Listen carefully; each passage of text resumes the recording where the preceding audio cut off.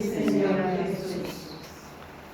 Retomamos en esta segunda semana la idea que dejamos el sábado con otro de los sinópticos. El tema estábamos meditando con el Evangelio de Mateo, el Sermón de la Montaña, y ahora retomamos esta idea del amor al prójimo. La medida con la que nosotros midamos se usará para nosotros. Se perdonen y serán perdonados. Es profundizado y visto desde la óptica de la misma religión, de la misma revelación, pero esta vez de manos de San Lucas, que es precisamente el Evangelio del camino. Nosotros tenemos que hacer una y otra vez el camino con este Jesús que caminando enseña, porque Él mismo es el camino y nosotros tenemos que aprender ese sendero de la vida. La Cuaresma es un tiempo de penitencia, pero no es un tiempo de penitencia ciega, sino que, como recordábamos ayer, a través del camino de la cruz se llega a la luz, a través del sufrimiento, del dolor, de la oscuridad, se llega a la transfiguración. Cuando nosotros deponemos todos nuestros cálculos humanos, podemos dejar que de nuestro interior salga esa luz potente y esa fuerza de Dios. Cada tanto siempre uno termina diciendo lo mismo, o lo que uno tiene así como un foco de interés en el pensamiento. No sé si alguna vez por curiosidad leyeron o vieron las obras completas de Borges. Cuando a él le hacen un reportaje, termina diciendo que él siempre dijo lo mismo, porque en el fondo siempre hay algo en el pensamiento que uno da vueltas sobre eso. Y bueno, digo, como ustedes me tienen que escuchar cada día y yo mismo a veces me aburro de escucharme, porque a veces digo más de una misa por día, etcétera, digo, cada tanto leo alguna página Y hace poco me encontré justo de este Evangelio con un comentario, digámoslo así, pero no en el sentido peyorativo, un poco infeliz, un comentario un poco infeliz, porque decía que este pequeño Evangelio de Lucas tiene como, decía así, se ve que el autor es español, es una expresión que se usa en España, un tufilio, dice. Tufilio es un olor, un olorcito, un tufilio como amenaza, dice, así como vos querés que te traten, tenés que tratar a los otros, entonces tenés que usar muy generoso. Y esto es un desconocimiento radical del Evangelio. Primera cosa que, digamos, para que haya ese tufilio tendría el texto que tener un cierto nivel de abstracción que no lo tiene, porque aún Lucas, que escribe en griego, lo que está transmitiendo es la enseñanza de Jesús, que está hecho en arameo, la forma vulgar del hebreo, y que es un idioma eminentemente práctico. Lo que la palabra de Jesús y lo que los evangelios transmiten es un hecho fáctico, el hecho práctico de que nosotros tenemos que internalizar la fe. La fe no solamente es un discurso, nosotros no nos acercamos a Jesús solamente para que nos demuestre empíricamente que es Dios y que haga un milagro, o que, como veíamos hace un tiempo en la liturgia, muéstranos un signo, danos un signo para que creamos en ti. El camino del Evangelio es un camino que nosotros tenemos que ir asumiendo.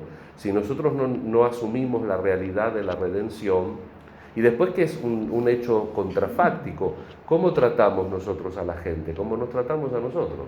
Por eso digo, nadie sabe más psicología que el Verbo encarnado, por quien se hizo todas las cosas, dice el prólogo de Juan. Y cuando Jesús tiene que resumir toda la ley, dice amar a Dios sobre todas las cosas y al prójimo como a uno mismo. Obviamente por amor a Dios se infiere, pero digo, si uno cuando uno es muy mal llevado con los otros, es porque es mal llevado con uno mismo. Es decir, uno no puede estar quieto, sereno con uno mismo, no encuentra paz en su cabeza. Yo muchas veces uso la simbología de la almohada. Todo se mide cuando uno está en la almohada, cuando no tenés que demostrarle nada a nadie. En todo caso, cuando se lo tenés que demostrar, evidentemente, a Dios. Y en este camino de la Cuaresma, nosotros tenemos que hacer un serio camino de penitencia, para lo cual tenemos que hacer lo del profeta Daniel, que es muy bonito. Por eso siempre las dos lecturas en el tiempo de la Cuaresma las tenemos que leer juntas. El profeta Daniel hace un mea culpa real. Nosotros hemos pecado, nosotros hemos fallado. Dios siempre es fiel, Dios tiene su misericordia, Dios tiene su compasión.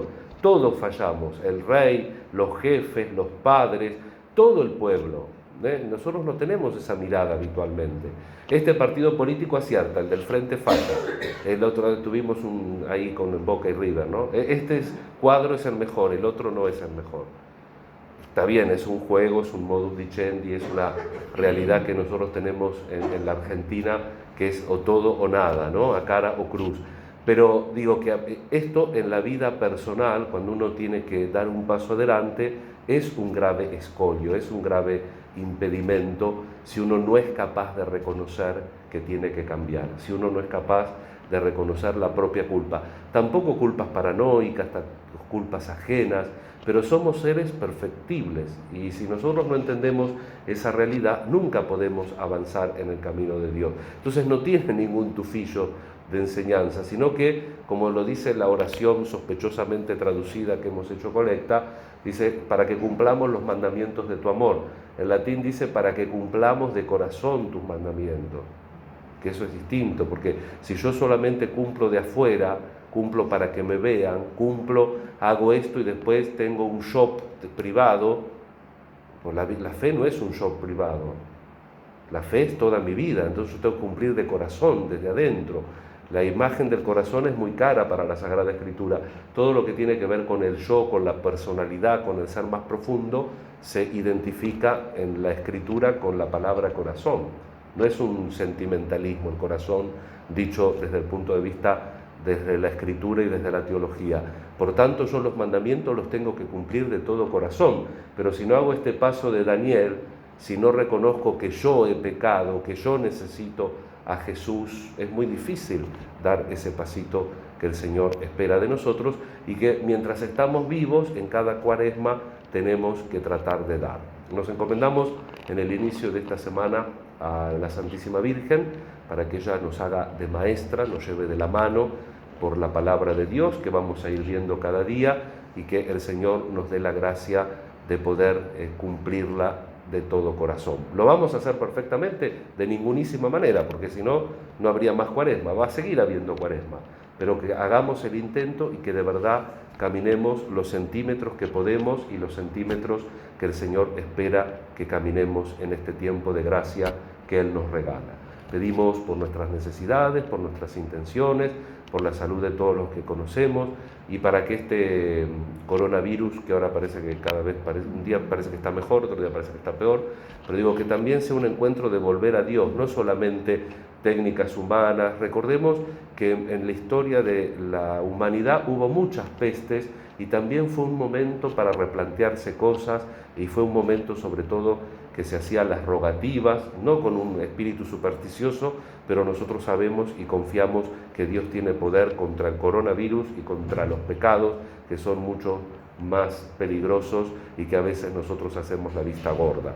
Así que le ponemos al Señor también este pedido en su corazón de Padre para que Él también nos bendiga y nos quiere, a ver qué nos quiere decir con estas cosas que van pasando en el mundo y que nosotros siempre las interpretemos en clave de fe.